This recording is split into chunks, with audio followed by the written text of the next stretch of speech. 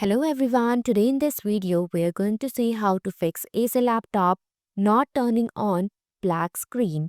If your Acer laptop shows a black screen when you try to turn it on, it can be quite alarming. Here are some troubleshooting steps you can take to resolve the issue. Perform a hard reset, unplug the power adapter and take out the battery if it's removable. Press and hold the power button for 30 seconds to clear any residual power. Plug the power adapter back in and put the battery back if necessary. Try turning on the laptop again. This method can often fix minor glitches that might be causing the black screen. Connect to an external monitor. Use the appropriate cable to connect your laptop to an external monitor. Turn on the laptop if the external monitor works fine.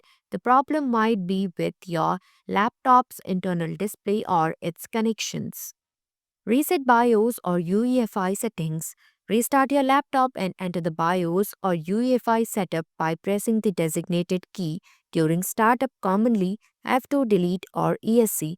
Within the BIOS, look for an option like Load Default or Reset to Default, often found under the Exit or Save and Exit tab.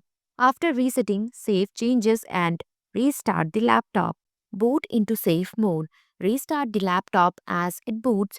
Press and hold the power button to force a shutdown. Repeat this process twice. Once the third attempt, the laptop should enter the Windows recovery environment. In Windows recovery environment, select Troubleshoot, go to Advanced Options, tap on Startup Settings, then tap on Restart. After the restart, press 5 to select Safe Mode with Networking. In Safe Mode, you can update or reinstall display driver, run system file checks, or perform virus scan.